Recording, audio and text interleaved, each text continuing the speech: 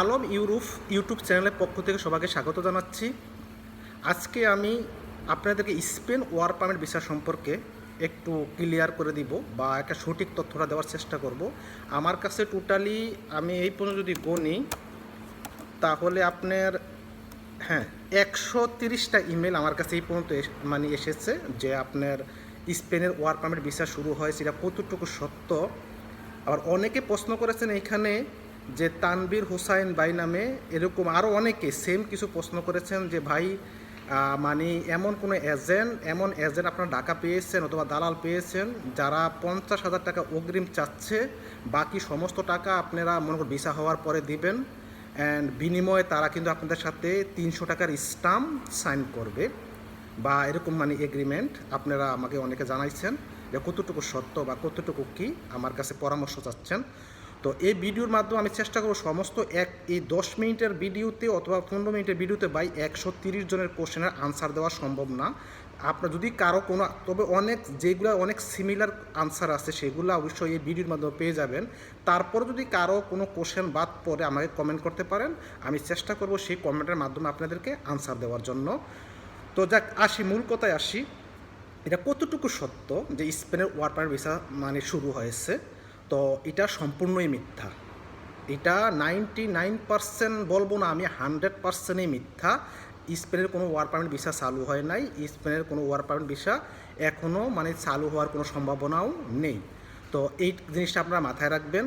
যদি যেই দালালরা, আমি আবার বলি, যেই দালালরা বা যেই এজেন্টরা আপনাদেরকে বলতেছে যে 300 টাকার স্টাম্প করবে, আপনার মনে করেন যে 50,000 টাকা অগ্রিম দিবেন, বাকি টাকা আপনারা ভিসা হওয়ার পরে দিবেন, আমি আপনাদেরকে অনুরোধ করব সবাইকে, আপনারা ওই এজেন্ট বা দালালের কাছে আপনারা এরকম বলেন যে আমরা 600 টাকার স্টাম্পে সাইন করব, যে ভিসা হওয়ার পরে আপনি যে 50,000 টাকা অগ্রিম চাচ্ছেন এই 50,000 টাকা আপনি ইনভেস্ট করেন, ভিসা হওয়ার পরে আমরা 50,000 টাকা আপনাকে আরও বেশি দিব। যদি আপনাদের সাথে 10 লক্ষ বা 8 লক্ষ টাকা কন্ট্যাক্ট থাকে, আপনারা তাদেরকে আরও 50,000 টাকা বেশি দিবেন, এমন করে স্টাম্পে 600 টাকার স্টাম্পে আপনারা সাইন করতে পারেন, কিন্তু 50,000 টাকা আপনারা দিবেন না। কারণ হচ্ছে যে যদি 5,000 টাকাও আপনারা দেন, এটাই কিন্তু একটা প্রতারণা হবে, কারণ সম্পূর্ণ একটা প্রতারণা আমি এটা মনে করি ব্যক্তিগতভাবে। এখন এইখানে আরও যেই কোশ্চেনটা আছে সেটা হলো যে ভাই কত লক্ষ টাকা লাগে, স্পেনে ওয়ার্ক পারমিট ভিসার জন্য সঠিক কত লক্ষ টাকা লাগে। আসলে তো স্পেনের ওয়ার্ক পারমিট ভিসাই তো হচ্ছে না, তাহলে এখানে কত লক্ষ টাকা আমি আপনাদের কীভাবে বলবো? এটা যদি আমি বলে থাকি সম্পূর্ণ একটা মিথ্যা বলা হবে, কারণ এইখানে যেহেতু কোনো ওয়ার্ক পারমিট ভিসা হচ্ছে না বা হয় না, তাহলে এইখানে কিন্তু আপনাদেরকে এই খরচটা বলাটা আমার জন্য বোকামি হবে আমি মনে করি। তো এইখানে আরও কিছু কোশ্চেন আছে যেটা হয়েছে যে ভাই স্পেনে কত লক্ষ টাকা ইনকাম করা যায় বা কত হাজার টাকা প্রতি মাসে ইনকাম করা যায়। দেখেন, যদি আপনি যারা বৈধ, এখানে যারা কাগজ আছে বৈধভাবে কাম করে তাদের ইনকাম অনেক ভালো, তারা মনে করেন যে 1,500 থেকে 2,000 ইউরো পর্যন্ত প্রতি মাসে ইনকাম করতে পারে। আর যারা কাগজ ছাড়া এখানে আছে ইলিগ্যাল, তারা কিন্তু মনে করেন যে 800 থেকে 1,000 টাকার ভিতরে ইনকাম করতে পারে, যেটা বাংলাদেশি টাকায় 80,000 থেকে 1 লক্ষ টাকা তারা ইনকাম করতে পারে, কোনো সমস্যা নাই। আর স্পেনে আরও অনেকের প্রশ্ন আছে, ভাই স্পেনে কাগজ হওয়া কি সহজ?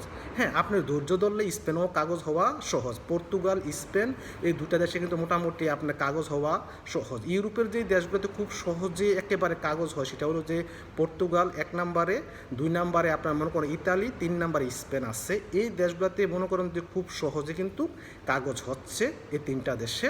তো এখানে ভয়ের কিছু কারণ নাই, আপনারা আসতে পারেন।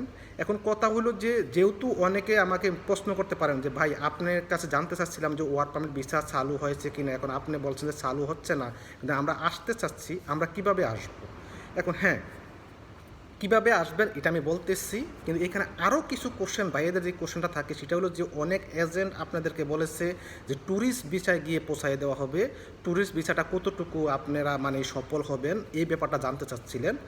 তো তারাই সফল হবেন যারা মনে করেন যে 4-5টা দেশ ঘোরা আছে, পাসপোর্টে 4-5টা দেশের ভিসা আছে, যাদের মনে করেন বাংলাদেশে ভালো একটা অঙ্কের স্যালারিতে জব করেন, ফর এক্সাম্পল 40 থেকে 50,000 টাকার একটা স্যালারিতে জব করেন, এই প্রুফটা আপনাকে যদি দেখাইতে পারেন, অথবা আপনার ব্যাংকে যদি মিনিমাম মনে করেন 30 থেকে 35 লক্ষ টাকা থাকে ব্যাঙ্ক স্টেটমেন্টের জন্য, যদি এই প্রুফগুলো আপনারা দেখাতে পারেন তাহলে আপনাদের জন্য মোটামুটি 80% সম্ভাবনা আছে।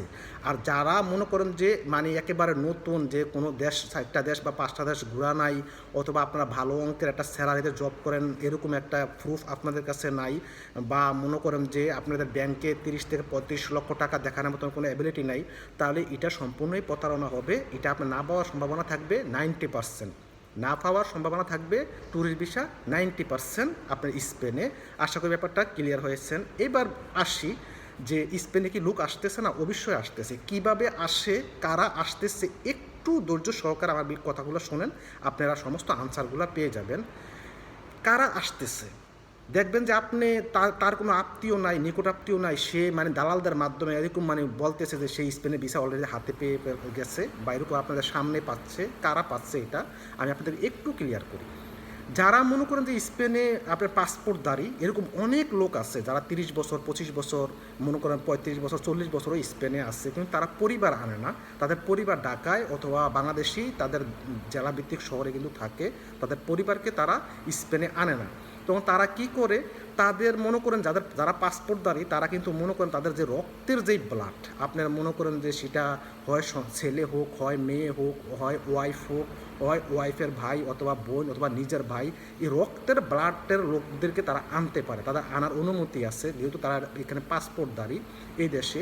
তখন তারা অনেকে যেই কাজটা করে স্পেনের ক্ষেত্রে, সেটা হলো আমার নিজের চোখে দেখা, নিজের জানা শোনার কথাটা, যেটা যারা যে কাজগুলো করে, যে একজন ব্যক্তি পাসপোর্টধারী সে তার ফ্যামিলি আনে না, সে কী করে টাকার বিনিময়ে 16 থেকে 20 লক্ষ টাকা টাকার বিনিময়ে সে কী করে যে অন্য ব্যক্তিকে নিয়ে আসে। ফর এক্সাম্পল, আপনাকে আমি কিন্তু চিনি না, যে আমি বোঝানোর জন্য আপনাকে বলছি যে আমি মনে করেন যে আমার ফ্যামিলি বা পরিবার নিয়ে আসবো না স্পেনে, তো আমি কি করব, আমি 5 থেকে 6 জন লোক আনতে পারবো বা আরও বেশিও আনতে পারবো, যে আমি এরকম মনে করেন যে আমার ছেলে বানাবো, আমার নাম অনুপাতে তার পাসপোর্টটা করানো হবে, বা মনে করেন যে আমার মেয়ে অনুপাতে আমার মেয়ে বলেই আমি তার পাসপোর্টটা করাবো।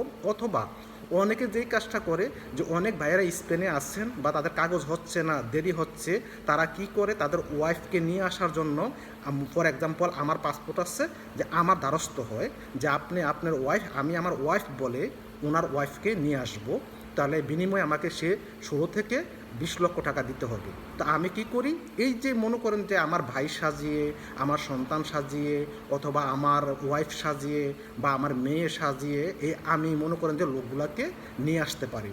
তো এটা আমি একটা মনে করেন এই যে একটা আপনার একটা সিস্টেম, এই সিস্টেমে কিন্তু এখন স্পেনের লোক আসতেছে। এই সিস্টেমে কিন্তু লোক আপনার আসা শুরু হচ্ছে না, শুধু আসতেছে, প্রতিনিয়তই কিন্তু আসতেছে। তো এখন আশা করি ব্যাপারটা আপনারা ক্লিয়ার হচ্ছেন, কারা আসতেছে বা কারা আসতে পারতেছে। যদি আপনি এমন কোনো ব্যক্তির সন্ধান পান, যে ব্যক্তি আপনার স্পেনে থাকে, সে পাসপোর্টধারী, সে মনে করেন যে টাকার বিনিময়ে আপনাকে তার সন্তান সাজিয়ে আপনাকে নিয়ে আসবে, এটা কিন্তু আপনি বিশ্বাস করতে পারেন, এটা কিন্তু সত্য। এই ঘটনাটাই কিন্তু এখন হচ্ছে স্পেনে, এইভাবে কিন্তু মানুষ এখন আসতেছে। আমি আবারও বলি যে স্পেনে আসাটা কিন্তু একমাত্র ওয়াই হয়েছে বর্তমানে এটা, যে আপনি মনে করেন যে আপনি যে ব্যক্তি আছে তাকে মনে করেন বাপ সাজিয়ে অথবা আপনি সন্তান সাজিয়ে তারা কিন্তু নিয়ে আসতেছে টাকার বিনিময়ে। তো দেখা গেছে একটা ব্যক্তি হিসাব করে যে তার পরিবার ঢাকা শহরে, তার সন্তান পড়াশোনা করতেছে, এই মুহূর্তে তাকে আনা সম্ভব হচ্ছে না, বা এখানে যেহেতু একটা পরিবেশগতভাবে একটা ব্যাপার স্যাপার আছে, অনেকে চিন্তা করে না আমি আনবো না, যে আমার সন্তানকে আমি ঢাকা শহরে রাখবো। তারা রাখে, তারা বিনিময়ে মনে করেন যে 8-10টা লোক যদি আনতে পারে, তারা মনে করেন 20 লক্ষ টাকা করে যদি নিয়ে থাকে, আপনারা দেখেন তারা মোটামুটি মনে করেন 1-1.5 কোটি টাকা তারা ইনকাম করে ফেলে, তাহলে তারা মনে করেন সেটেল হয়ে যায় এইভাবেই দেশের ভিতরে, অর্থাৎ মনে করেন তাদের পরিবার না এনে। তো এইভাবে কিন্তু আনা হচ্ছে। তো আশা করি ব্যাপারটা আপনারা ক্লিয়ার হয়েছেন। তারপরও যদি আপনাদের কোনো কোশ্চেন থাকে, আমি বরাবরের মতন বলছি যে আপনারা মনে করেন যে এই দালালের ফান্ড থেকে খুব দূরে থাকবেন, কারণ দালালরা কিন্তু এই মুহূর্তে উৎপেতে আছে। আর একটা কথা বলি, এখানে ইউরোপের প্রতিটা দেশে কিন্তু আপনার কাজের লোকের দরকার। বর্তমানে করোনার পরিস্থিতির কারণে কিন্তু কাজের লোকের অনেক অভাব আছে। তো এইখানে কিন্তু আপনারা সরাসরি স্পেনের জন্য ট্রাই না করে, আমি সবাইকে রিকোয়েস্ট করব, সরাসরি স্পেনের জন্য ট্রাই না করে সময় প্লাস অর্থ ব্যয় না করে করাটাই ভালো। আপনারা ইউরোপের অন্য দেশগুলোতে কিন্তু যেই দেশগুলোতে খুব সহজে ভিসা হয় সেইখানে কিন্তু আসতে পারেন, সেইখানে কিন্তু চেষ্টা করলে আপনারা চলে আসতে পারবেন।